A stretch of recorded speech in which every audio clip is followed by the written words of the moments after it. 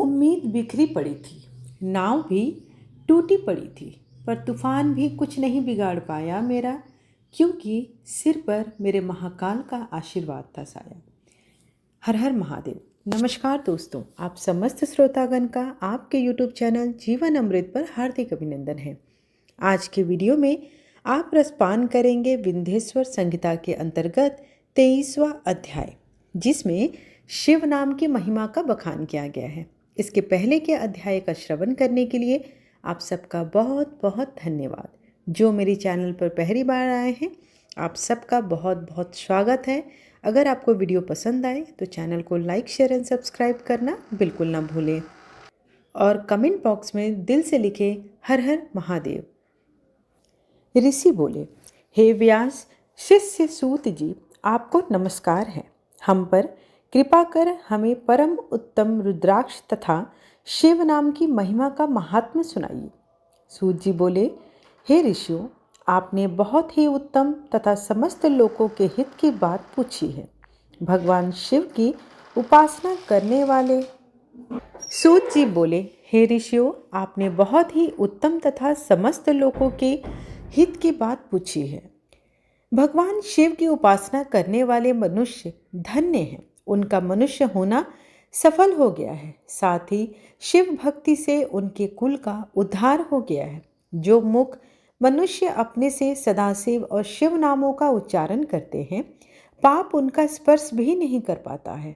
भस्म, रुद्राक्ष और शिव नाम त्रिवेणी के समान महापुण्य है। इन तीनों के निवास और दर्शन मात्र से ही त्रिवेणी के स्नान का फल प्राप्त हो जाता है। इनका निवास जिसके शरीर में होता है, उसके दर्शन से ही सभी पापों का विनाश हो जाता है। भगवान शिव का नाम गंगा है।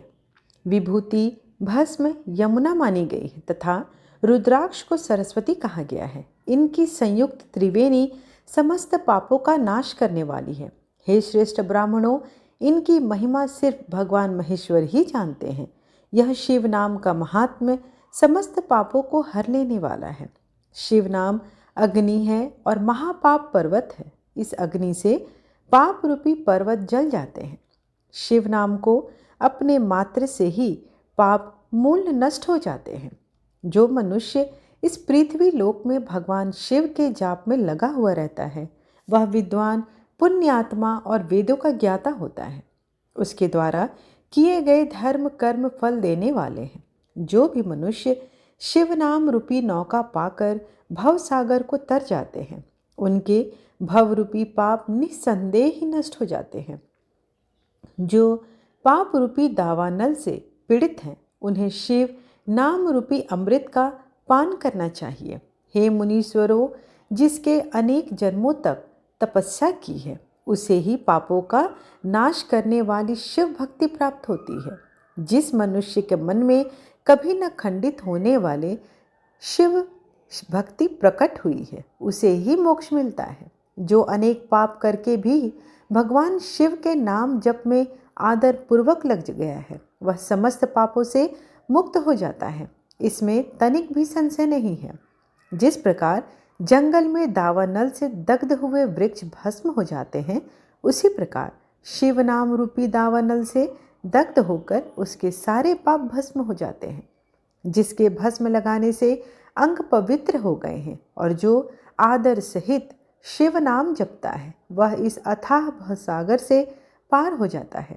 संपूर्ण वेदों का अवलोकन करके महर्षियों ने शिव नाम को संसार सागर को पार करने का उपाय बताया है।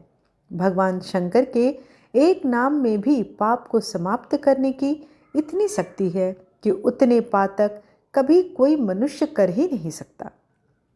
पूर्व काल में इंद्रधुम्न नामक एक महापापी राजा हुआ था और एक ब्राह्मण युवती जो बहुत पाप कर चुकी थी। शिव नाम के प्रभाव से दोनों उत्तम गति को प्राप्त हुए। हे द्विजों, इस प्रकार मैंने तुमसे शिव नाम की महिमा का वर्णन किया। इस प्रकार शिव महापुराण का 23वां अध्याय यहीं पर समाप्त हुआ। आशा करती हूँ कि आपको आज की कथा अच्छी लगी हो। वीडियो पसंद आए तो चैनल को लाइक, शेयर एंड सब्सक्राइब करना बिल्कुल ना भूलें और दिल से कमेंट बॉक्स में हर हर महादेव लिखकर एक सकारात्मक ऊर्जा का आदान प्रदान अवश्य करें।